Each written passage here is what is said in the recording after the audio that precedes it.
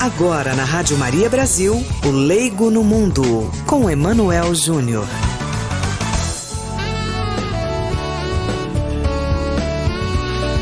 Muito boa tarde, queridos amigos ouvintes da Rádio Maria Brasil. Sejam todos muito bem-vindos, de onde quer que você fale conosco, nos acompanhe, participe. Esta é a sua casa. A Rádio Maria é um grande esforço de evangelização em vários países do mundo, tentando cumprir aquele mandato que o Senhor nos deu, que é anunciar o Evangelho a toda criatura. E é isso que nós fazemos, esse é o nosso dia a dia. E aqui nós queremos fazer um convite muito especial para você. Venha fazer parte dessa grande família e também dessa grande missão. Siga-nos nas redes sociais, pelo Instagram, pelo Facebook. Você que está vindo aí dos perfis aqui do professor, do Emanuel também, siga-nos, Rádio Maria Brasil, Instagram e Facebook. Salve também nosso número de WhatsApp para que você possa mandar a sua pergunta, a sua participação e nos outros momentos oracionais, o seu pedido de oração também. 62 99702 0478. Eu sou Ted Luz e nós iniciamos agora o programa O Leigo no Mundo com o nosso amigo Emanuel Júnior. Boa tarde, Emanuel. Boa tarde, Ted. Como é que foi a semana? Bem, estamos indo aí na luta, né? Tem sido um grande desafio, todos sabem por quê, né? Tem sido aí 2 semanas bem duras por causa da pandemia, mas nós estamos firmes. Lembrando que também os desafios da pandemia são desafios dos leigos, né? Então, cada um enfrentando aí a sua maneira, juntando as mãos. Já convidamos você então a participar. Não se amedronte, força. Isso tem sido muito duro, a gente sabe, mas a gente precisa dar as mãos e lutar juntos. Temos um convidado hoje. Pois é, vamos dar sequência então, né? Semana passada a gente começou a falar sobre a questão da beleza, a questão da arte. Isso. Vamos falar um pouquinho de literatura mais para frente. Maravilha. Então, hoje a gente está aqui com o professor Pedro Henrique e ele é professor ele é formado, né, licenciado pela UFG em História e também professor do Colégio Família de Nazaré, aqui em Goiânia. Não é isso? Certíssimo. Boa tarde a todos, boa tarde, Emanuel, boa tarde, Ted. Uma alegria. Bem-vindo mesmo, viu, professor? E saber também aí dessa trajetória. Eu lembro no seminário tinha um padre que falava algo interessante. Ele falava assim: se você estuda pouca história, você sai da igreja. Se você estuda muita história, aí você volta para a igreja.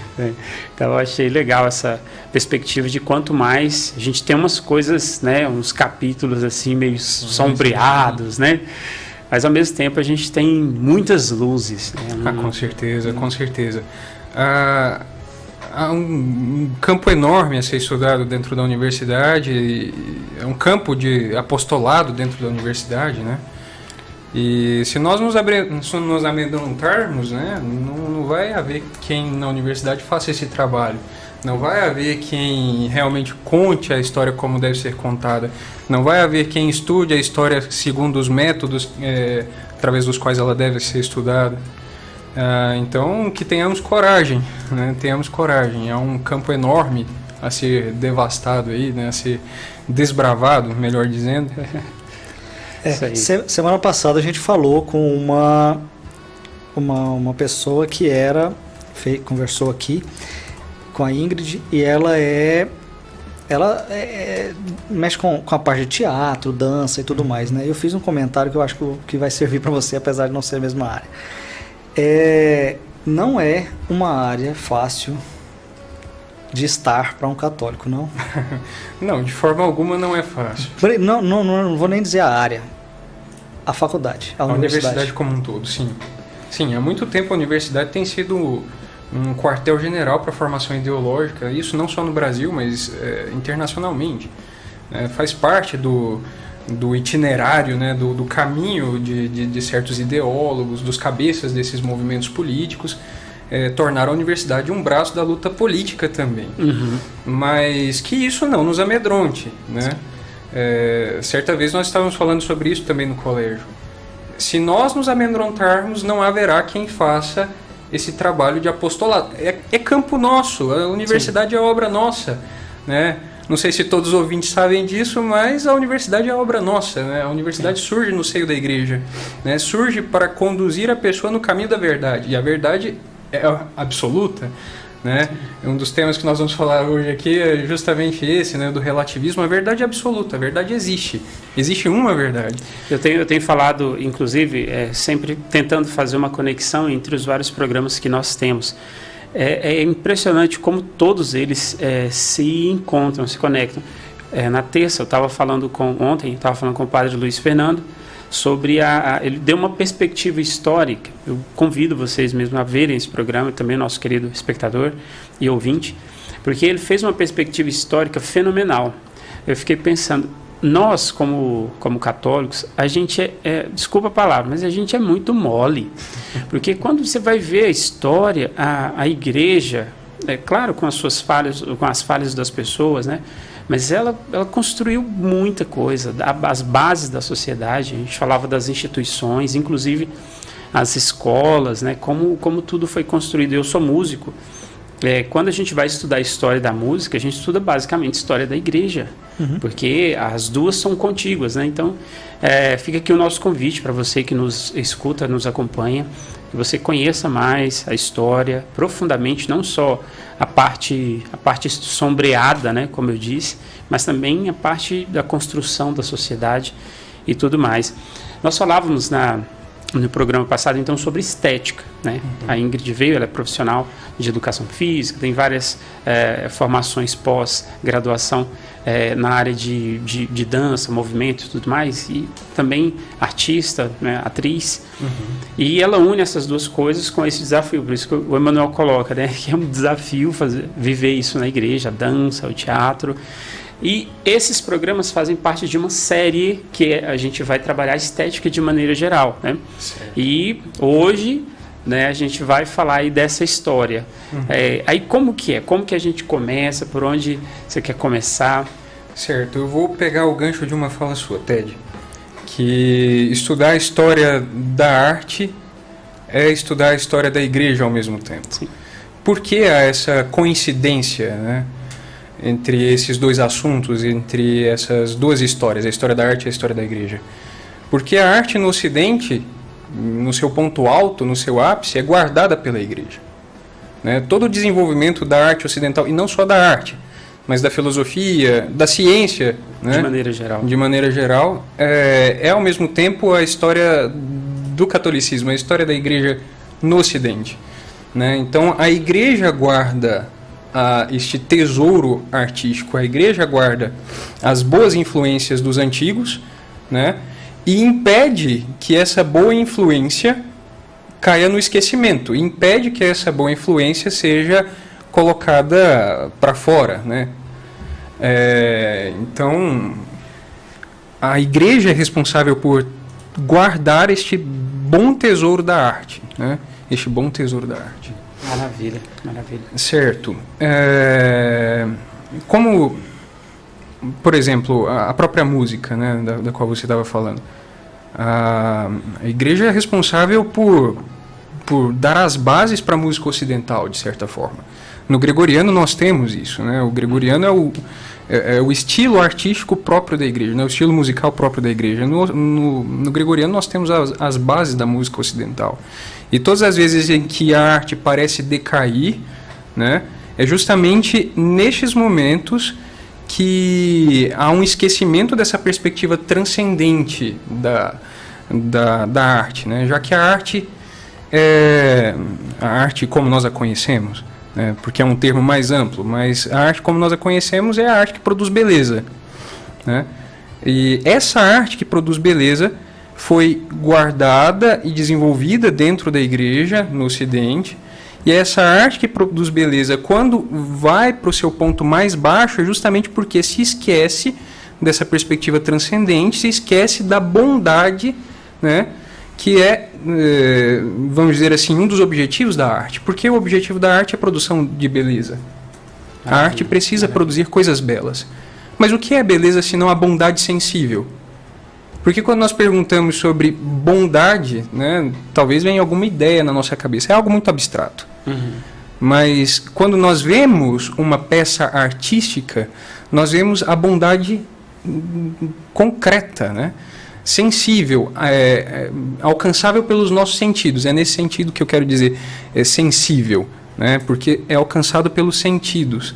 Não é sensível no sentido de ser emotiva, né? É sensível porque é alcançável pelos sentidos. Então, a arte produz esta bondade sensível. E todas as vezes que a arte se afasta dessa bondade sensível, a arte decai, né? Por exemplo, não sei quantos dos nossos ouvintes, dos nossos espectadores estudaram já isso, né? Se lembram da sua experiência na escola. Nós estudamos, por exemplo, o Renascimento, né? Inculcaram na nossa cabeça que o Renascimento é um período de paganização da arte. Mas a paganização, o afastamento da fé, é só um momento dentro do Renascimento. E é o momento final, né? Mas o Renascimento também tem uma parte religiosa e que produziu coisas belíssimas, né? Palestrina, que é um grande compositor sacro, né? Michelangelo e o teto da Capela Sistina, né? Tantas coisas belas foram produzidas durante o Renascimento. Mas justamente no momento em que este senso do transcendente, essa busca pela bondade, bondade que só pode ser encontrada em Deus, né? Quando este senso de busca pela bondade decai, né? Quando de fato a arte se entrega ao paganismo, ao mundanismo, aí ela entra num colapso, num declínio. E é interessante porque logo depois dessa queda, né? Desse escorregão na arte renascentista, a igreja, como essa guardiã da beleza, da bondade, da verdade, em última instância, a igreja propõe também um outro estilo que salvaguarda essa ideia do belo, salvaguarda essa ideia da bondade, né? Que é o barroco. Sim. E o próprio barroco também entra em declínio depois, quando uma nobreza esquecida destes princípios mais transcendentes começa a simplesmente usar aquele estilo artístico para ocupar seus palácios, né? Enfeitar seus palácios, sem ter essa perspectiva do culto a Deus, né? Então, a igreja é a guardiã dessas coisas, a igreja é a guardiã da beleza, a igreja é a guardiã da verdadeira arte. E mais do que guardiã, ela é a promotora da verdadeira arte. O que acontece nestes nossos tempos, infelizmente, é que me parece que há uma entrada de elementos mundanos dentro da própria arte eclesiástica, da arte da igreja, né? A música, a pintura, a arquitetura. Então, se nós perdermos de perspectiva essa nossa função de guardiões do bom, do belo e do verdadeiro, que são os objetivos da arte, né? Então não haverá mais gente para fazer essas coisas. Eu achei muito interessante essa perspectiva sua da beleza, porque a impressão que a gente tem, aliás, primeiro eu vou pegar um comentário que sempre se faz a respeito da Idade Média, a gente tem falado isso também nos demais programas aqui. A gente falamos sobre isso, por exemplo, no programa de liturgia, né, que o Padre Joaquim conduz, que é fabuloso também. A Idade Média como Idade das Trevas e tudo mais, né? As pessoas pintam dessa maneira. Mas é curioso que depois desses períodos sucessivos de trocas de estilos, né? Sai do barroco, aí entra o romântico, que entra toda aquele peso. Vou falar sempre com termos da música, né? Porque é o que eu conheço um pouco mais. Entra um tipo de harmonia muito dura, pesada, dramática, um excesso de drama, né? Um excesso de depressão mesmo, um negócio bem pesado. E na sequência nós temos um período, já vindo agora para o período contemporâneo, a coisa ela é tão perdida. Assim, eu lembro que na faculdade eu estudei música lá na Federal, a gente estudava composição, por exemplo. A aula de composição ela é muito uma aula de computação, né? É totalmente distante da composição do Bach, por exemplo, né? Quando a gente vai lá no barroco, Não é a aula com um piano, é a aula com um computador lá fazendo programas e tal.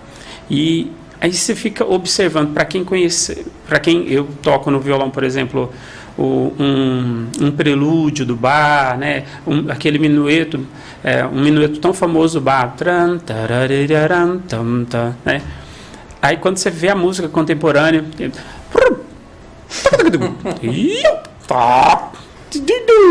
aí, como assim? Aí você pergunta, gente, alguém errou o CD, a capa do CD, trocaram a capa do CD. Aí não, esse aqui é o compositor mais famoso, campeão, o papa da composição. Aí, como assim? Sim. Como assim? Como é que você compara esse cara com Bach, que fez Jesus, a Alegria dos Homens? Sim. Não faz sentido. Aí o meu comentário o delonguei, né? Meu comentário por que, e é uma pergunta também, por que a beleza real, ela se distanciou tanto da beleza de outros tempos, da beleza clássica, né? Por que hoje a gente tem que engolir isso como algo bonito? Não, é porque o cara é muito bom, né? E você vê também isso na pintura. Ontem eu via pela 20ª vez, o povo gosta daquele filme Os Intocáveis, né? Que tem um rapaz que cuida de um tetraplégico, não sei se... Aí ele tem lá aquele quadro que é um chapisco assim. Por que aquele chapisco tem tanto significado como a Mona Lisa, né? Entende? Por que ficou tão distante? Deixa eu só pegar o que eu vou fazer outro aqui, que eu já estava até pensando aqui. Você falou o seguinte, uma frase que marcou para mim: a arte é o que produz beleza, certo? Certo. Isso é uma máxima. Uhum. Né? Então, só junto com a resposta dele, só me responde o seguinte: e o que é chamado de arte hoje, já passando até mais do que é da música, mas todo tipo de arte, e o que é chamado de arte hoje e não é belo? Uhum. Onde a gente encaixa essas coisas aí? Eu acho que as duas perguntas fazem parte de um mesmo contexto, né? Por que nós nos afastamos tanto desse ideal de beleza? Por que nós já não temos mais essa perspectiva do belo clássico, né? Por que a arte agora produz até formas feias, né? Me parece que há uma dessensibilização do público em geral a respeito da arte. E isso se dá por uma série de fatores. Posso dizer nos nossos tempos, né? A música, por exemplo, né? Se torna um veículo ideológico. A arte, no geral, se torna um veículo ideológico. Falo da música porque é mais comum, as pessoas consomem cotidianamente. Mas quando se vê, por exemplo, um canal de funk como sendo um dos maiores canais do Brasil, do mundo até. Do mundo, eu conheço essa criatura. E o que se pode extrair de beleza daquilo ali? Não há coisas belas, não há sequer qualidade técnica, né? Por exemplo, você estava falando, Ted, das composições lá na faculdade de computador, né? Uhum. Claro, não é de hoje que essas coisas acontecem, mas há uma predileção por essas novas formas, esses novos ritmos, há uma predileção. Por que é uma predileção? Não é natural. É mais um afã de novidade do que uma busca do que realmente é bonito. E mais mais do que um afã de novidade, cria-se a demanda por esse tipo de produto. Legal, a arte não se torna um veículo para contemplarmos a bondade, a beleza e, em última instância, a verdade. A arte se torna um produto para ser vendido. É um gosto que alguém inculca. Exato. Naturalmente a coisa não é assim. A gente não está voltado naturalmente a gostar desse tipo de coisa. Claro que não. Muito bom. Nós não estamos voltados a gostar naturalmente de funk, por exemplo. Né? Lembrando, só um parênteses, me permita a interrupção. Caro espectador ouvinte, lembrando que o funk verdadeiro, real, ele é muito diferente.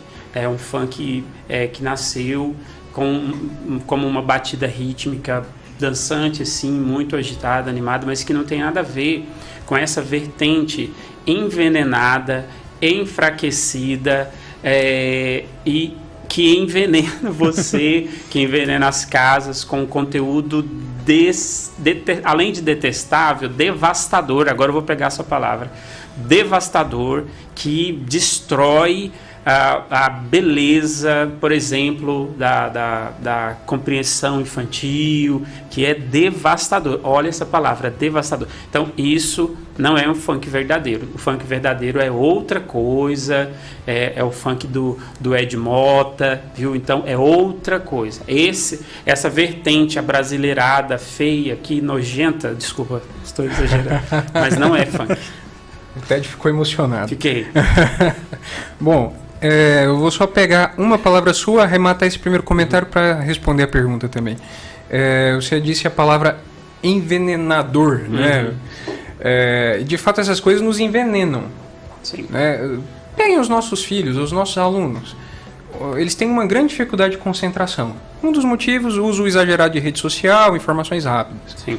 Mas um dos motivos também é esse vício em ritmos que deixam de fato o cérebro dependente, né? Eu já fiz esse experimento com os meus alunos, colocar uma música, por exemplo, de Bach, né? Ou então Mozart. Eles não conseguem prestar atenção naquilo, porque já estão viciados numa espécie de batida. Então isso só em termos técnicos da música. Se nós pegarmos em termos morais, né? As letras são terríveis. Sim. As letras incitam os nossos filhos, os nossos alunos, os nossos jovens a se inserirem num mundo cada vez mais sensualizado e cada vez mais cedo. Sim. Então é muito grave. Pais, por favor, tomem cuidado. Tomem cuidado. Né? Os nossos filhos colocam aqueles fones de ouvido e nós não sabemos o que eles estão ouvindo. Né? Cultivem desde cedo a boa música, a boa arte. Né? E não estou falando simplesmente da arte na sua melhor forma, na sua forma mais alta, na forma erudita. Estou falando, por exemplo, a beleza do sertanejo de raiz, né, que é algo próprio desta terra. Eu ensino, viu? Né, mas, por exemplo, no próprio Rio de Janeiro, onde surgiu este funk destruído, né, esse funk deturpado, antes a música de morro era o samba. Sim, né? Tem coisas belíssimas. Belíssimas. Eu entrei na faculdade, olha só que loucura. A gente faz uma prova super difícil para entrar na faculdade, que é uma prova de conhecimento técnico. Eu toquei um choro do Vila Lobos de 4 páginas. Belíssimo, maravilhoso. Mas eu te pergunto, meu irmão, quem conhece Vila Lobos? Exato. E é um dos grandes patrimônios dessa nação? Não, olha só. O Vila Lobos, ele chegou, quando ele é um autodidata. Ele chegou na Itália, os grandes compositores, e perguntaram para ele, você veio aprender com quem? Ele falou, não, eu vim ensinar. Então, olha só. Aí eu quero só fazer um comentário disso que você está falando. Eu voltei a estudar algumas coisas aí de décadas de 80, 90.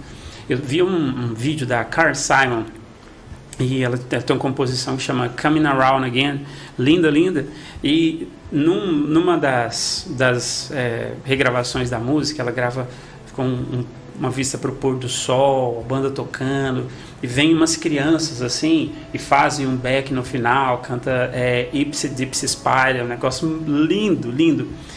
E você falou aí, me fez lembrar, as meninas que fazem o back são meninas já de 14 anos, elas se vestem como crianças. Eu fiquei olhando e falei, cara, é surreal isso.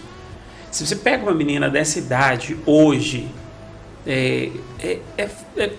não dá nem para comparar, sabe? A criança, a menina naquele tempo, já com 14, 15 anos, ela se vestia como alguém daquela idade, que estava conhecendo e tal. E eu fiquei, assim, estupefato de tamanha diferença. Por que a gente se permite? Você falou dessa questão do que não só esse funk pervertido traz, né?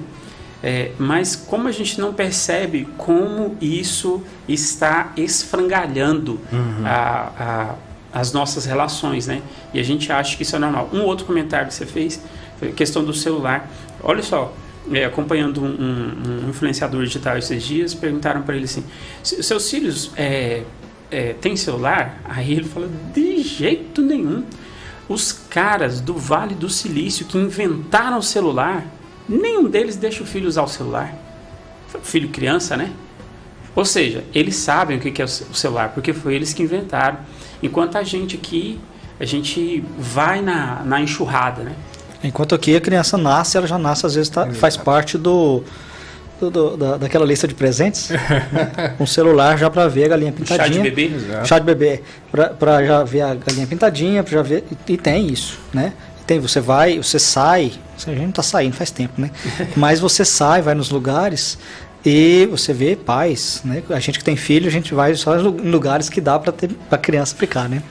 Não vai em outros lugares. Então, normalmente tem famílias. Aí você vê lá, coloca o celular lá na frente para se ver livre, né? É aquela história, eu até li hoje sobre isso. Os pais, muitos deles lutam para ter um filho, aí quando tem um filho quer se livrar dele com o celular. Né? Dá mamadeira junto com uma tela. Né? E isso assim, consome boa parte do tempo da criança ali. E é aquela coisa, né? O tempo todo ali, é muito movimento o tempo todo. Sim. E ela substitui o movimento que ela deveria ter pelo movimento lá que está acontecendo na tela. Mas, embora isso daí, essas coisas todas aí sejam realidade hoje, ainda com relação ao comentário que eu fiz, a gente vê uma série de coisas puxando pela música, como o Ted pegou, mas também puxando por a pintura, sim, né? Sim. Outros tipos de arte. Eu nunca esqueço um comentário, eu não sei nem se é verdade, porque essas coisas de internet a gente não sabe, né? Mas que tinha num museu desses aí, a mulher foi e jogou fora o negócio lá, porque a arte lá era parece que um óculos quebrado no chão, uma lata de lixo, um negócio assim. Ele foi lá e limpou. Ele limpou a arte, né? Então, como a gente chegou nisso? Exato. Saiu como a gente sai de um vamos pegar longe, não, vamos pegar lá no Renascimento mesmo, que você estava citando. Pega um quadro de Mona Lisa e chega num quadro que eu não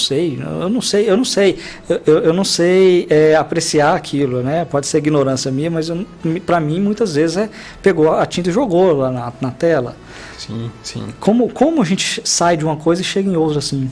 A questão é que nós somos muito mais influenciados por pessoas que sequer conhecemos do que nós imaginamos. Show. Né? As nossas ideias mais simples podem ter vindo de uma pessoa que está do outro lado do oceano. Vá devagar com essas revelações aí. E nós vemos isso muito até com os mais jovens, né? Chegam cada vez mais cedo, mais preparados para essas novas ideologias, né? Mas a questão é, a forma como nós encaramos alguns aspectos até comuns da nossa vida, na verdade são influenciados, né? Essas formas são influenciadas por ideias que às vezes a gente nunca leu, né? Autores que a gente nunca leu, né? Mas algum jovem que, por exemplo, nos pergunta, né, sobre sentido da vida e diz que não encontra sentido, esse jovem, por exemplo, não percebe que é influenciado pela ideia de alguns filósofos como Nietzsche, né? Nós somos influenciados por essas ideias a todo momento. Como é que nós chegamos a esse ponto de jogarmos a água do banho com a criança dentro, né? Jogarmos fora a água da banheira com a criança dentro? Justamente porque estas ideias, das quais às vezes nós não temos consciência, são colocadas dentro da nossa mamadeira, né? Elas são colocadas junto da nossa papinha, né? Nós sorvemos, nós comemos essas coisas desde muito pequenos, né? Às vezes por exposição a alguns programas televisivos, às vezes por exposição a algum professor um pouco mais mau caráter, né? Mas essas coisas acontecem. E o problema por trás dessa perda de sentido na arte, né, essa perda do senso da beleza, na verdade, fruto dos próprios movimentos intelectuais destes tempos, né? O Renascimento não foi uma arte pagã a princípio, mas à medida que foi crescendo, por exemplo, o humanismo, né, um humanismo enviesado, um humanismo adoecido, né, um humanismo paganizado num Ocidente que demorou tanto para ser cristianizado, Então, esse senso de beleza também vai decaindo. Mas enfim, essas coisas acontecem desde esses períodos, mas vamos pegar concretamente os nossos tempos e as ideias que movem os nossos tempos. Tudo começa, né, eu identifico que o começo está mais ou menos por aí, quando os iluministas começam a escrever e disseminar as suas ideias no cenário intelectual europeu, principalmente na França. Os iluministas franceses são os grandes responsáveis por muita bagunça, os franceses e os alemães, né? São os responsáveis por muita bagunça que nós vivemos hoje. Mas os iluministas tinham um apreço, né, quase doentio, né, idolátrico pela razão.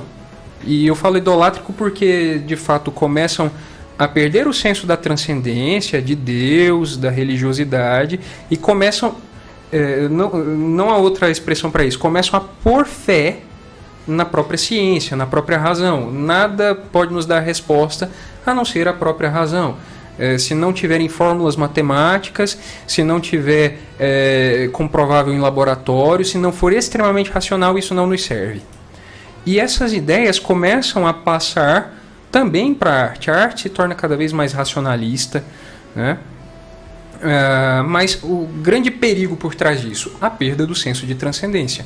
Perguntas como quem eu sou, para onde vou, né, quem me criou, não são perguntas que interessam essas pessoas, porque não se prova em laboratório. Não se pode fazer um cálculo 2 mais 2 igual a 4 e comprovar qual é o sentido da existência humana, né? E isso são questões mais transcendentes, de um campo da filosofia chamado metafísica. Nesse período, a metafísica começa a decair. Com isso, esse senso de transcendência que guiava também a arte começa a decair. A arte se torna cada vez mais racionalizada. Só que as pessoas não vivem só de razão. O ser humano é um verdadeiro universo. Os autores medievais colocavam dessa forma, né? Santa Edelgarda, num dos seus livros, coloca uma iluminura, uma imagem, uma pintura do ser humano que é um verdadeiro cosmos, um verdadeiro universo, né? Então o ser humano é complexo. O ser humano é complexo. E nós não somos só razão. Se nós fôssemos só razão, morreríamos às mínguas de tristeza, porque muitas coisas importantes não são simplesmente racionáveis, né, racionabilizadas. Muitas coisas importantíssimas também passam por uma educação dos sentimentos, né? E em oposição a esse racionalismo absurdo, violento, né, apareceu um outro movimento que não é só um movimento filosófico, estético, mas é uma verdadeira postura diante da vida. E eu acho que este é o grande perigo, né? Este foi o início de fato do problema, que foi o chamado romantismo, tá? E meu caro ouvinte, minha cara ouvinte, não estou falando de uma pessoa apaixonada que manda flores, né? Romantismo é uma postura diante da existência que torna a pessoa alheia àquilo que a razão coloca e coloca a pessoa numa espécie de escravidão dos sentimentos, né? A pessoa vive para sentir, né? É como um drogado, né? Começa em drogas mais leves e vai ficando cada vez mais pesado, mais pesado, mais pesado. E a droga do romântico... Não está exagerado então não, né? Não, de forma alguma. Apesar de um pouco emocionado, mas está indo no caminho. Emotivo. Mas o problema é que a pessoa fica escrava de uma espécie de droga chamada sentimento. O sentimento se torna desordenado e se torna a única possibilidade de sentido da vida dessas pessoas. Só que não apenas os sentimentos sublimes, né? A felicidade, né? O amor enquanto sentimento, né? Apesar do amor ter uma significação mais profunda, mas inclusive sentimentos grotescos, né? Nesse momento a arte começa a retratar coisas muito feias. Por exemplo, tem um quadro de Goya, que é um artista romântico, em que Deus Cronos, é uma divindade grega, um titã, devora um dos seus filhos, né? Uhum. Cronos, num dos seus mitos, devora os seus filhos, né? E assim, há uma figura humana, né? Sem os braços, sem a cabeça, sendo devorada por aquele gigante de olhos esbugalhados. Quem olha para aquilo não consegue não consegue perceber bondade, não consegue perceber beleza, né? E nesse campo aí, foge daquela máxima que você colocou? Com certeza foge, né? Porque as pessoas já não estão buscando esta verdade, já não estão buscando esta bondade, esta beleza, porque tudo isso se tornou relativo. O que importa agora é sentir e sentir com intensidade, né? Não há outra porta para a transcendência, não há outra porta para a criação de sentido na vida humana, a não ser a sensibilidade no nível máximo. Não importa para onde isso leve. Não importa para onde isso leve. Tanto que neste período aumenta o consumo de alucinógenos, né? A arte cada vez mais apelando para os sentidos, né? E aos poucos então a arte começa a apelar sobremaneira para os sentidos. E aí é um caminho sem volta, né? Então você tira o senso de transcendência, essa busca pelo bom, pelo belo e pelo verdadeiro que a arte sempre teve, independente do Ocidente ser cristão ou não. Os gregos faziam isso, os romanos faziam isso. Isso é parte do motivo da arte existir, né? O homem faz arte justamente para se conectar com o transcendente, isso desde a pré-história. Isso é natural. Isso é natural. É uma questão natural. Ainda que a arte na pré-história tenha uma característica meio mágica, né? Por exemplo, se fazia uma estatuetazinha porque aquela estatueta era uma divindade da fertilidade, era uma espécie de ídolo. Se fazia arte para controlar os elementos da natureza que estavam ao redor, né? Apesar de que haja esse senso de magia, né, controlar o ambiente, há este senso também de transcendência, né? Aos poucos, essa magia foi sendo substituída pela própria religiosidade. Não vem do homem que tem algum poder de manipulação da sua natureza, da natureza ao seu redor, através de certos artifícios, mas se faz arte justamente como uma espécie de manifestação miraculosa do divino, né? É Deus que se mostra, Deus que mostra a sua bondade, sua beleza, né? E mostra a verdade sobre o homem, né? Através da arte. Então, a arte deixa de ter esse aspecto mágico do homem tentando dominar a natureza e passa a ter esse aspecto transcendente, religioso de Deus que se manifesta ao ser humano. Perde-se isso de perspectiva, né? A partir do racionalismo, que coloca a fé como superstição, né? A fé se torna apenas superstição, né? Algo de foro íntimo, mas que não pode influenciar nas decisões do Estado, né? É disso que a gente... É daqui que vem essa ideia de o Estado é laico, religiosos não podem opinar em nada. Mentira, se isso faz parte da nossa própria... do sentido da nossa própria vida, se nós cremos firmemente nessas coisas, é claro que nós devemos sim levar em consideração o argumento religioso quando formos decidir as coisas mais importantes de uma nação. É óbvio, né? Então, os racionalistas, iluministas, deixam a religião de lado. Depois, os românticos colocam uma nova religiosidade baseada nos sentimentos. E aí o homem vai perdendo sentido. Até que se chega numa época como o fim do século XIX, início do XX, Primeira e Segunda Guerra Mundial, o mundo está um caos. As pessoas já não conseguem perceber sentido na própria existência, né? E a arte acaba refletindo isso. A arte, nesse momento, se torna esse emaranhado, né? Como o quadro lá do rapaz no filme, né? Dos Intocáveis. Se torna esse emaranhado de tinta, né? Por quê? Confusão. Revela a própria confusão dos nossos tempos. Eu vou colocar uma imagem, então você vai me dizer se faz sentido ou não. Não sei se foi hoje, foi ontem, mas foi bem recente. Eu fiquei pensando sobre essa questão do ateísmo, né? Uma pessoa disse que é ateu. Uma humilde conclusão, com respeito à sua opinião, se for diferente, você que me escuta. Eu cheguei à conclusão que não existe ateu real. Existe a pessoa que ignora o que ela é de fato, e existe aquele que acredita em Deus. Nós chamamos o nosso Deus, o Deus Criador, né? Aquele que eu sou. E existe aquele que diz que é ateu, mas ele acredita, por exemplo, no acaso, né? Porque quando você olha para as coisas, falando de beleza, é tudo muito lindo, é uma coisa que se conecta com a outra. Num determinado tempo a flor abre, num determinado tempo a pessoa para de crescer, aí ela começa a envelhecer. Cara, quem, mano, que cria um negócio desse? O acaso. Então, ele é um Deus. Me fala onde é que ele está, porque eu preciso ir lá. Só mudou de nome, né? Exatamente. É por isso que eu disse que só tem a pessoa que ignora e a pessoa que acredita e a pessoa que diz que não acredita, mas ela acredita em outra coisa. Esse comentário só para dizer assim, a gente então só substitui esse Deus, né, ao longo do tempo. A gente vai colocando um Deus enfeiado. Ted, essa sua questão da ignorância, a gente responde, às vezes, até de uma forma mais fácil. É só entender qual o significado da palavra evangelho. Boa nova. Boa notícia. Tira da ignorância. Apresenta. Né? E o que Jesus veio fazer foi trazer a boa nova. Né? Uma boa notícia. Tá, uma pergunta, então, aqui para direcionar o nosso conteúdo. Diante de tudo isso que a gente está colocando, ficou também um cenário desolador, né?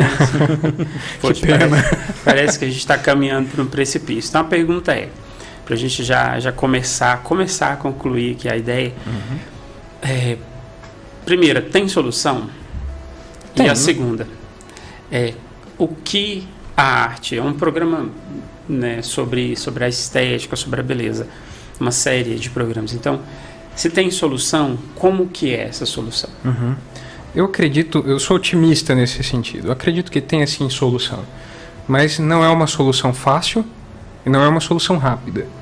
E também a solução não é criar um paraíso terreno, né? Nenhuma solução que vá para esse lado de criar um paraíso na Terra, um novo Éden, fuja dessa solução, porque ela é falsa. Essa é a essa é a solução dos grandes ideólogos, né? O que Marx, por exemplo, propôs, né? Um paraíso na Terra em que não houvesse classes, né? Isso é impossível. O que os iluministas, racionalistas propuseram, né? Propuseram um paraíso em que não houvesse dogmas, uma sociedade completamente livre, e isso também não é possível. Aquelas máximas iluministas não são possíveis. Então, toda tentativa de criar um paraíso na Terra é uma tentativa frustrável. Ela não é factível, ela não pode ser feita, né? Ela não é praticável. É você esperar o pão cair com a manteiga para cima. Com certeza. Não vai acontecer. Não vai, com certeza não. Então, em que momento haverá uma sociedade perfeita, né, se podemos colocar nesses termos? Quando vier nosso Senhor Jesus Cristo, né, e refazer todas as coisas, né, como o Apocalipse nos mostra, né, eis que faço novas todas as coisas, né. Mas enfim, há uma maneira de atenuar a situação? Primeira coisa, né, sobre a arte especificamente. A arte não precisa de uma justificativa. Esse é o título de um livro que, inclusive, não é católico, né? Foi de um protestante, se não me engano, dinamarquês. Né? A arte não precisa de justificativa. Vou olhar aqui agora. A arte não precisa de um porquê. O porquê da arte é justamente a contemplação do belo. Não tem um sentido prático. Todas as vezes que se coloca um sentido prático sobre a arte, produzimos coisas muito feias. Então a arte não serve para luta política, a arte não serve para critérios simplesmente técnicos. Sempre que ela é manipulada, sempre que ela é instrumentalizada, sim, acaba indo para esse caminho. Com certeza. Então, o primeiro ponto, nós temos uma verdadeira compreensão da arte. Né? Isso mesmo. Se nós tivermos uma verdadeira compreensão da arte, sem esses vieses pragmáticos, né? Não, a arte serve para isso. Não, a arte serve só para uma coisa, produzir formas belas. Só. Então, restauremos primeiro esse sentido da arte. Segundo, né? Há muitas ideias que nos formam, né? Então, para nós reformarmos esse sentido da arte, é preciso reformarmos também essas ideias que nos motivam, né? Então, de fato sentar na cadeirinha, abrir o livro e estudar. E não estudem sem critério, estudem segundo os grandes mestres, né? Há uma infinidade de grandes pessoas no passado que podem nos ensinar muito, e nós procuramos os falastrões modernos. Nós procuramos aqueles que falaram um monte de porcaria e nós pautamos as nossas ideias segundo esses caras. Não faz o menor sentido. E já que nós estamos num ambiente católico, eu deixaria inclusive um terceiro passo, né? Não sejam ignorantes em relação à sua religião. Sim. Né? A ignorância religiosa é um mal tremendo, tremendo. Né? Reze, mas conheça a doutrina que a sua igreja te ensina. A igreja que o Senhor ensinou aos seus 12 apóstolos, e os seus 12 apóstolos e os seus sucessores ensinaram a nós. Né? Esse é o motivo da nossa esperança, essa fé que nós recebemos da igreja. E se nós não conhecemos essa fé, como é que nós vamos nos portar diante de um mundo que quer atacar esta fé, não só os dogmas, né, não só os ensinamentos, mas toda a manifestação dessa fé, né? As manifestações políticas dessa fé, as manifestações intelectuais dessa fé, as manifestações artísticas dessa fé. Se nós não conhecemos a nossa fé e não formos intelectualmente bem formados, né, se nós não formos a bucha de canhão pronta para ficar aí no fronte de batalha, não tem como, né? Então, claro, não é uma solução mágica, isso demora tempo. Demorou muito tempo até essas coisas serem destruídas. Vai demorar ainda mais para serem restauradas. É possível. Mas também não tenhamos a pretensão de criar um paraíso na Terra, porque também não vai acontecer. O máximo que a gente pode ajudar a fazer, ajudar a promover, é um sol um pouco mais brilhante, um dia um pouco mais bonito, mas o dia perfeito é só o dia da salvação com o nosso Senhor Jesus Cristo. Só uma questão aqui, às vezes até para a gente já ir caminhando, né, para o fim. Foi colocado o belo como algo conceitual, fixo. Hoje, o que se coloca em todo lugar, em toda qualquer discussão, é que é relativizar isso. Não só isso, tudo. Né? Tudo é muito relativizado. A verdade é relativizada e a beleza também é relativizada. Então, o belo, ele é relativo ou ele não é relativo? O belo não é relativo. Né? Seria relativo se fosse um dado subjetivo. Por que subjetivo? Porque depende do sujeito que observa. Né? Mas o belo é um dado objetivo. Ele pertence à coisa. Né? Se todos nós fôssemos cegos e não conseguíssemos mais perceber beleza visível, ou se fôssemos surdos e não conseguíssemos mais ouvir uma música bonita, a música permaneceria bonita, um quadro belo permaneceria sendo belo. Por quê? O belo está na coisa. O belo não está nos olhos de quem vê. Essa é uma mentira que nos contam, né? A beleza está nos olhos de quem vê. Pode ser que quando você se apaixona por alguém, né? Coitadinho, ele é tão feinho, mas ele é tão legal. Gente né? boa. Ele é gente boa. Eu acho até que a coisa começou foi por aí. Sorte nossa. Não, mas ele é simpático. Mas a beleza não está nos olhos de quem vê. A beleza está no objeto, né? A beleza é uma característica da coisa, né? Por isso Aristóteles vai falar que é um transcendental do ser, né? Então a beleza está na coisa, a beleza não está nos olhos de quem vê. Mas por que nós acreditamos que o belo é relativo? Pelo mesmo motivo que nós acreditamos que a verdade é relativa, pelo mesmo motivo que nós acreditamos que o que é certo para mim não é certo para você. Né? Nós jogamos aquilo que motivou a vida intelectual no Ocidente no lixo. Nós aderimos a filosofias que dizem não haver sentido na existência humana. Nós aderimos naturalmente a essas filosofias. Mas não é possível que não haja sentido na existência humana, né? O Ted até falava, né? Poxa, tudo acontece com uma ordem, né? Não é possível que essa ordem que há no universo tenha surgido do acaso. O nada só pode criar nada. Se existem todas as coisas, a existência de todas as coisas é devido a alguém que existe antes de todas essas coisas. E não só que existe, mas que é o ser por excelência. Existe e opera. Exato. Então, se existe esse sentido, né? E isso é um dado filosófico. Não estou falando apenas como um católico, mas alguém que tenta entender essas coisas. Mas se existe esse sentido na existência, buscar esse sentido e o que ele planejou para nós é nosso dever. Então, todo relativismo se torna estúpido diante deste sentido. Sem querer agredir você. Só para a gente finalizar então, Pedro, é até uma pena, né? A gente tem tão pouco tempo, mas o nosso programa é O Leigo no Mundo. Qual seria a sua fala? Já falamos que é possível mudar o cenário, não para um quadro perfeito, mas para algo possível. e que a gente pode fazer isso através da arte, sim, né? Como o leigo inserido no mundo laicizado, bastante laicizado, o leigo no sentido bom e o laicizado no sentido ruim, né? Como o leigo pode agir, pode atuar como um protagonista nessa mudança. Um santo de quem eu tenho muita devoção, São José Maria Escrivá, dizia o seguinte, que nós devemos fazer em decassílabos, em prosa heróica, a prosa do nosso cotidiano. O que significa isso? De fato, viver cheios de amor, né? Cada momento do nosso dia, desde a lavagem dos pratos, que às vezes se torna uma atividade muito chata e talvez nada transcendente, mas viver desde a lavagem dos nossos pratos até os nossos deveres de trabalho, os nossos deveres com a fé, com o mesmo amor, colocando uma finalidade transcendente naquilo ali. Como um leigo deve viver no mundo, né? Amando profundamente o seu Deus, né? Como um leigo católico deve viver no mundo, amando profundamente a Deus. Deus é o motivo da nossa existência, a razão da nossa alegria, né? Então ame profundamente a Deus, faça tudo da melhor forma possível, por amor a Deus. Se é estudante, estude da melhor forma possível, porque esse é seu dever de Estado, esse é o seu dever em relação a Deus e à sociedade. E já que eu falei de sociedade, um segundo aspecto, né? Viva com um profundo amor por estes seus irmãos, os homens, né?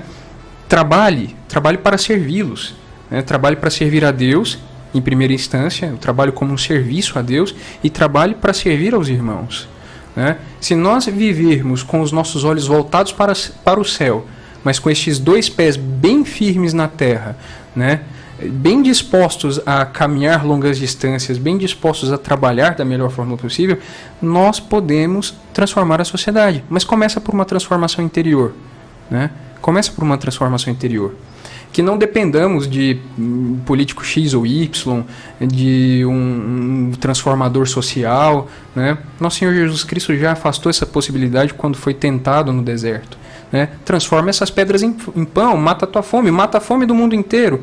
Não é esse o objetivo de Cristo. Não é esse, então, o nosso objetivo como cristãos, né? Nós não devemos esperar reformadores sociais, salvadores da pátria. Comecemos por nós, amando profundamente ao Senhor, fazendo tudo por amor a Deus e da melhor forma possível, e fazendo tudo por amor também aos irmãos, servindo estes irmãos, né? Este é o único caminho. E, só para encerrar, coragem, né? São João Paulo II abriu o seu pontificado dizendo isso na sua homilia, né? Não tenham medo. Isso. Não tenham medo, né? A gente está aqui para tomar bordoada mesmo de tudo quanto é lado. O cristão apanha Sim. mesmo. E ninguém prometeu que ia ser fácil? Ninguém prometeu que ia ser fácil. Maravilha. E eu quero concluir, assim, só colocar aí mais uma cerejinha, né? Com uma fala de um professor de harmonia que eu tive na Federal, né? Ele falava, é impressionante, que ele não sei se ele era cristão, ele falava, é impressionante quando você anda pelas igrejas, o tanto de instrumentos afinados que tem. Então, praticamente, você que toca, afine o seu instrumento. E você que não toca, afine sua vida de maneira geral, afine o seu serviço, né? Eu vou usar essa imagem de afinar o instrumento, que também é uma fala de um grande teórico da gestão do nosso tempo. Ele infelizmente já faleceu, que é o Stephen Covey. Ele tem o livro Os 7 Hábitos das Pessoas Altamente Eficazes, um livro que eu acho que deve ser um livro de cabeceira para quem, não só para quem trabalha com gestão, ele fala de vida, é impressionante. E os 7 hábitos, o último hábito é afinar o seu instrumento, né? Então, se reorganizar, se reharmonizar e ir para a luta. Então, acho que é uma perfeita conclusão aí. Então, nós queremos agradecer aqui, rapidamente, algumas pessoas que estiveram conosco. Já de antemão, agradecemos a você que nos acompanha pelo aplicativo, né? Muito obrigado pela sua presença. Nós geralmente não citamos porque não temos como saber os nomes, né? Mas o nosso coração, a nossa oração está aí com você. Agradecemos ao querido Padre Carlos, sua bênção, Padre, estará aqui conosco daqui a pouquinho, às 18 horas, para rezar o Santo Terço. Então, já te convido, venha rezar conosco, convide outras pessoas, especialmente nesse tempo, nós estamos precisando rezar.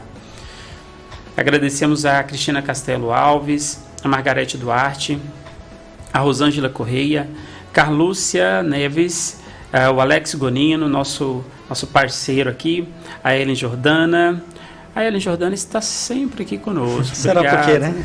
Será? Obrigado pela presença, Ellen.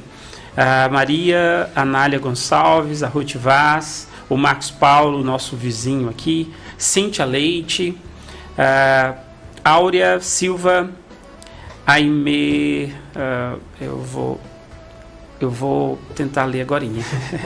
O nosso querido padre Vitor Simão, que está na Europa estudando. Padre, obrigado pela sua presença. Elvis Batista, a Maria Clara, a Nalva Bolsoni, a Georgia Carrijo, a Nalva dá os parabéns aqui pela fala. Vou entender que é a fala do Pedro, com certeza. A Georgia Carrijo também está dizendo aqui que o Pedro fala muito bem, e eu que o diga, o Pedro é um baluarte, inclusive tem uma voz de locutor, acho que a gente vai ver aqui ele outras vezes, em alguns outros programas também, com certeza. A Yolanda, a Vânia Vieira, Maria Doris esteve conosco mais cedo, obrigado pela presença, Maria Doris. A Cleia, Rafa, a Adriana Ferreira, Vanessa Pereira, todos vocês que participaram, a Célia Leão, já manifestou, estou por aqui. Eu deixei a descrição do livro que o Pedro falou, que a arte não precisa de justificativa. Eu não vou tentar pronunciar aqui o nome do autor, porque você falou que é um irlandês, algo assim, né? Então, tá aqui, gente, a descrição, senão eu vou fazer feiura aqui no ar, né? Então, eu coloquei nas 3 redes aqui, no YouTube, Instagram e Facebook, a descrição, leiam. E nosso muito obrigado, né, a todos que estiveram conosco. Também, Ted, só agradecer também, pela primeira vez a gente fez uma transmissão simultânea no Instagram da rádio e no meu também, verdade, né? Então, o pessoal que está no meu, curta a rádio, né? Sim. @Rádio Maria Brasil. E para a gente poder estar sempre, vocês vão ver que a rádio está aí, volta e meia, ela está ao vivo, está online, com vários programas e tudo mais. Não vou falar os nomes aqui, porque tem um monte. Maravilha. Deve ter umas quase 50 pessoas aqui entrou. Show de bola. Então, vai lá. Siga-nos. Rádio Maria Brasil. Pedro, muito obrigado pela sua presença, viu? Eu que agradeço. E eu agradeço a paciência também do ouvinte. Estaremos outras vezes. Obrigado, Emanuel. Mais uma vez. Queridos amigos ouvintes, muito obrigado pela sua presença, pela sua participação, onde quer que você esteja, que o Senhor nos acompanhe, te acompanhe também e entre nessa missão junto conosco. Rádio Maria Brasil, uma voz católica em sua casa.